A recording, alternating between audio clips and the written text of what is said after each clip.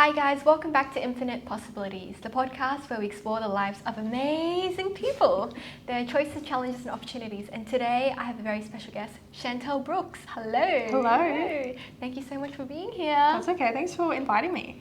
Awesome. So what is your kind of 1 minute intro, Chantelle? Oh, 1 minute intro, let me see. So my name is Chantelle. I currently work here at KPMG with Karen. We've been in this role for about 6 months now at the moment, so just past probation.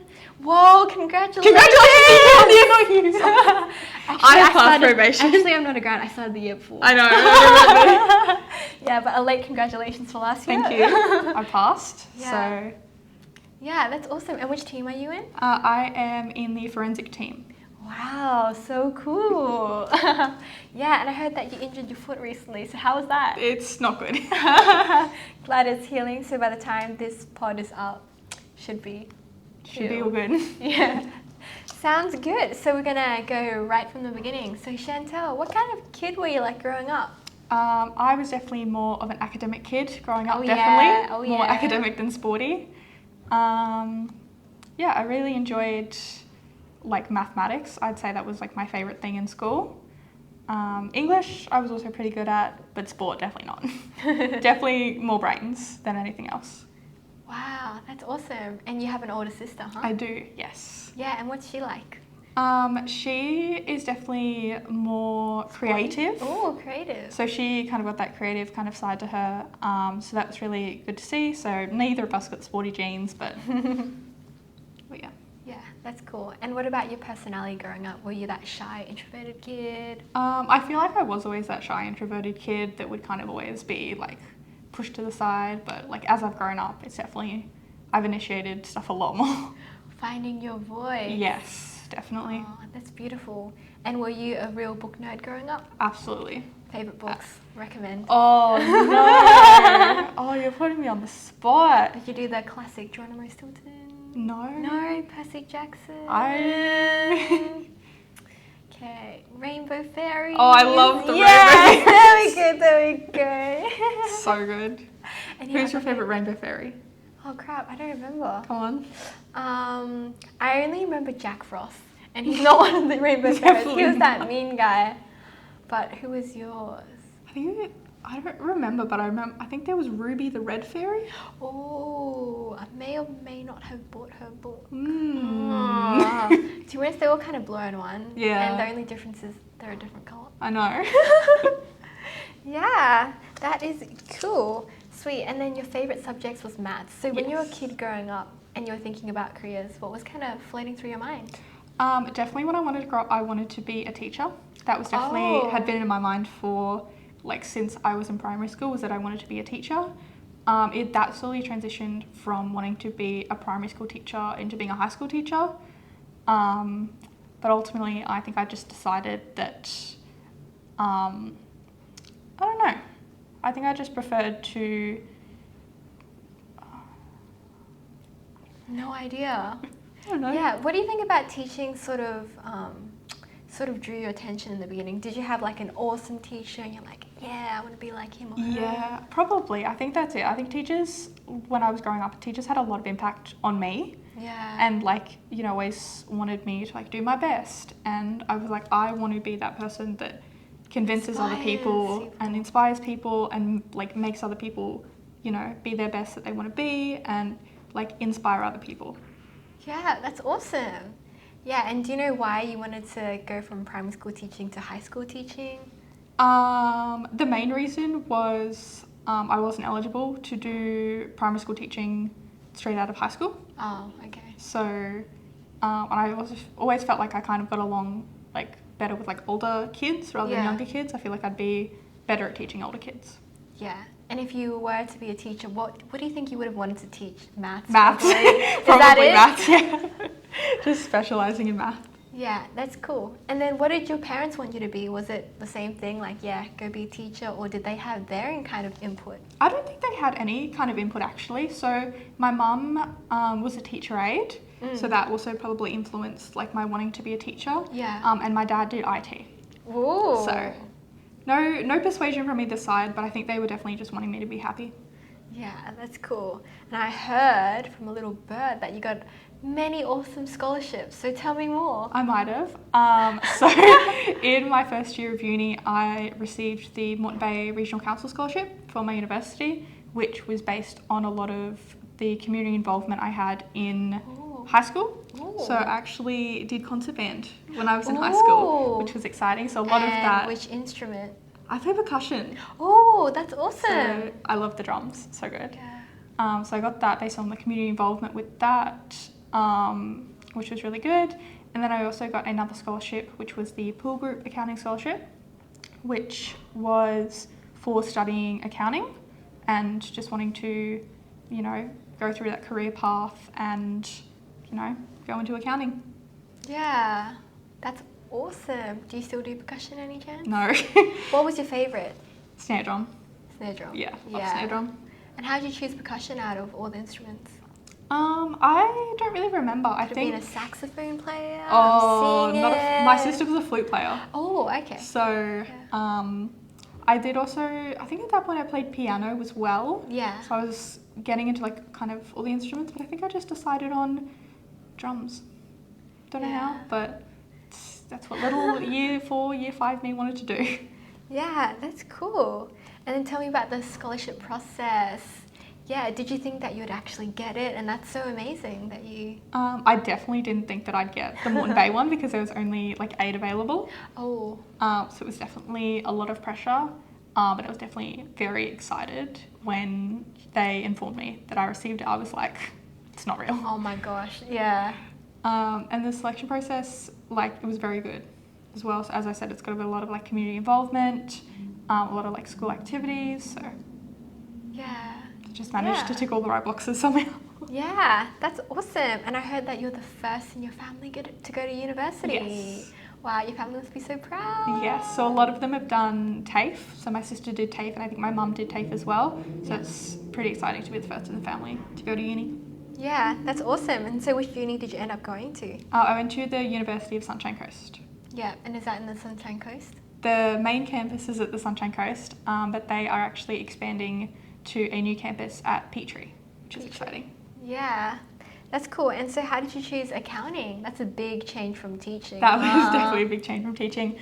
So when I was in grade 10, that's when our school decides to do the subject selection process it's kind of like a trial run for years 11 and 12 when it really counts. And they give you a list of the pre-filled lines and you have to choose which subjects that you want to do on that line. Do you remember that? Yeah. Yeah. So I think one of them I was really struggling with was choosing between, I think it was hospitality, there was something else, and there was accounting over 2 lines. So accounting and hospitality and music, maybe it could have been. I feel like it was music. So I ended up choosing hospitality instead of music and then accounting in the other one. So yeah, I just decided to study accounting because, as I said, I really liked maths. So I was like, this is kind of like a more applied version of maths that I can like use in my everyday life. And then I just enjoyed it so much. I picked it up on very easily, and I've just enjoyed it ever since. So now I'm here. Yeah. And what about hospitality? That was also good. I got my Cert 3 in hospitality. Awesome. So I know how to cook, and how to burn things. Oh, okay. And what is your favourite meal to cook? Ooh, chicken pesto pasta. Ooh, and you're going to cook me some later? We'll see. Sounds good. And how did you enjoy your degree? Did you have any expectations versus reality of what it would be like to do accounting? Because you did it in high school, yeah? Yes, so I did it in high school. I think, I have said this a lot actually about my degree, is that in high school it was a lot of practical elements to accounting. So it was all the general ledgers, the general journals and everything like that.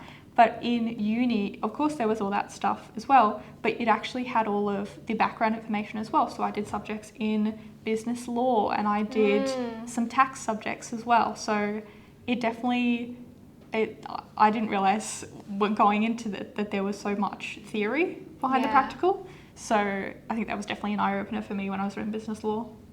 Yeah, that's awesome. And at uni, were you involved in extracurricular activities? What was the uni life for you?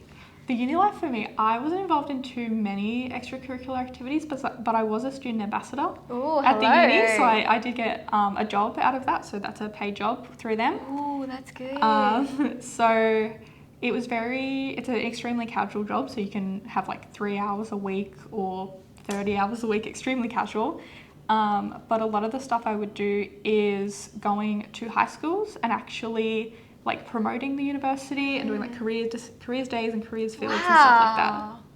That's awesome. So I got to talk to like prospective students and be like, this is all the great things about our university. Yeah. These are all our facilities and this is, all the degrees that we offer. So yeah, so if we were at the careers fair, would you be able to give us your kind of general spiel? Oh, so I'm it's tailored for each person. Wow, so good. And do they always like come to you and say like, hey Chantelle, give me advice? And what is your advice to young people? A lot of it is actually like, a lot of the unis do a lot of similar things. You go, you participate in the uni life, you get your degree and you leave.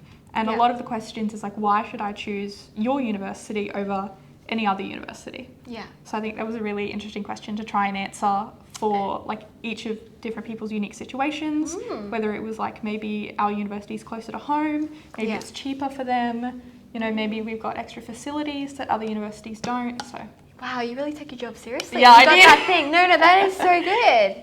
I thought people would generally just give you the custom standard. Yeah, we're good. Yeah. We're the best uni.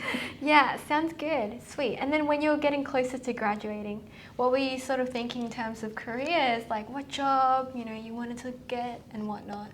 I think ever since I started my degree, like going into a Big Four was always in the back of my mind. I was like, I want to be the person that thrives in a Big Four. Yeah. So when applications opened up, I think I was in the first round of applications, which was, I think they opened in December. And then I'm trying to think about this. So they started in December and then the positions actually started in February of the next year. Yeah. So I must have applied in December of 2021 to start in February 2023.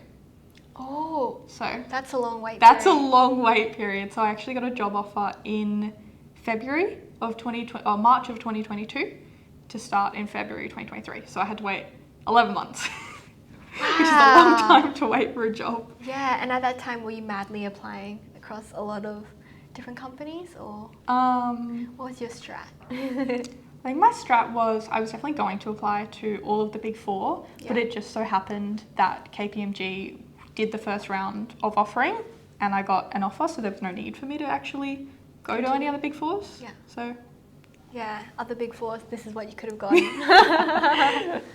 Yeah, that's cool. And why did you apply for forensics? I'm trying to like cast my mind back to like the application process of it. I think I was definitely wanting to do something in risk. So one of our areas is, I'm trying to think about it, risk consulting. It was. So I think I just enjoyed fraud pretty much. So you like the juicy stuff. I like investigating. I like, putting my nose all in people's business. I can't help it. So I think it was just, something I've always been interested in is like, investigating fraud, investigating those kinds of things. So I think it was good for my skills. Fit. Yeah. Yeah, maths and fraud. Let's Exactly. Yeah, sounds good. And what is a day in the life for you? I know like all consultants say it's different every day, but generally... yeah, you're right. It is different every day. It's a lot of meetings. It's a lot of meetings for sure. It's a lot of talking with clients. It's a lot of talking with the team that's involved. It's a lot of personal work as well. So. Yeah. And is it very number crunching kind of work? I'm specialising in data analytics. Ooh. So yes, at the moment, yes it is. But it's definitely good, and if I have questions, the team is always, supportive and it's amazing. Yeah, that's awesome to hear. Sweet. And what are kind of the pros and cons of the job? Maybe we'll start with cons so we can end on a good note. I don't know. I honestly don't know. What is a con? I don't know if there is any cons. Do you have any cons? Might have to think about that, but yeah. Probably that the coffee upstairs isn't good. We That need is free true. coffee. We don't have free coffee. Yeah, we do. We Yeah, have free do. good coffee. Yeah. Yeah. Good caveat. Yeah, and what about the pros? I think the pros is definitely my team. So the team is kind of small. I think at the moment it's about 14 people, which compared to say like Sydney or Melbourne is absolutely tiny. Yeah. But I think like the closeness of our team and like the openness of our team, like it really just makes us stronger. Like if I have any questions, concerns, you know, like it's expected that I reach out, you know. Yeah, and I heard that you're the only grad on the team? Yes. Wow, This year must I get all am, the yeah. attention. I do, get all the work. No. True, all the stuff people don't want to do. Yeah, exactly. Cool. I also heard you have a cat. Tell I me do. more. I recently got a cat. Recently? Yes. So I think she's been in the house for about a month, I think now. Whoa. So we adopted her from the RSPCA, and she is adorable. She's 6 years old. She's like a 6-year-old calico tortoiseshell kind of cat, and she's Oh. extremely fluffy and affectionate. So yeah, she's her adorable. name? Her name is Zella. Zella. Wow. Was that her original name or? So they found her on the streets, the stray. So probably not. Yeah. Zella. That's awesome. How'd you pick that name? That was the name she was given at the RSPCA. Oh, wow. Yeah. Okay. So we just decided to keep it. Keep it. Yeah. That's cool. And you're into cat pin collecting. Is I'm that into pin right? collecting apparently. Yeah, that is awesome. And what made you sort of decide to adopt a cat? Why not a dog?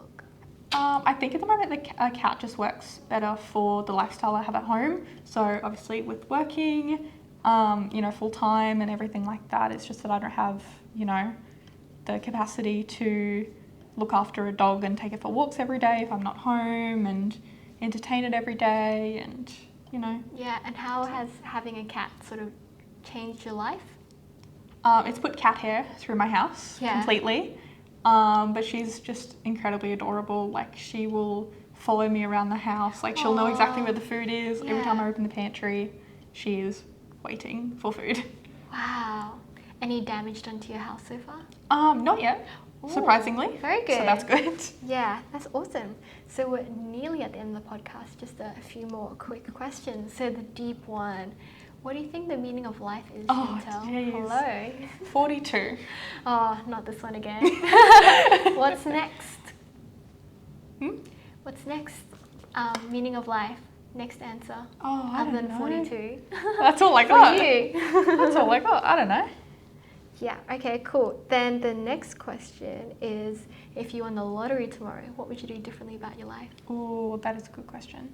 I think, how much are we talking? Infinite. Infinite? Yeah. Damn, I want to win this lottery. Nice. I think definitely real estate would be, you know, a good option. So I've also recently just bought a house. I don't know if I told you that Oh, either. exciting. So I bought a house about 3 months ago now. Wow.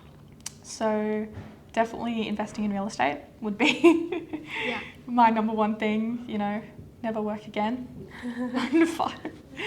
But yeah, probably investing. Anything else? Anything for you? For fun? Anything for me? Oh, probably go on holiday. Yeah, sounds good. And the last question is, what is an ideal day in the life for you? It can be work related, it can be non-work related. I don't know. Probably not work. Nice. Like I love it here, don't get me wrong, but you know, gotta have that work-life balance for sure. I don't know, maybe like going out on a date with my partner. Yeah. You know, just eating good food, buying good things. Yeah, sounds good. Cool. So we're at the end of the podcast. Hope you had a good experience. I did, thank you. Thank you. Want to say bye? Bye. Bye.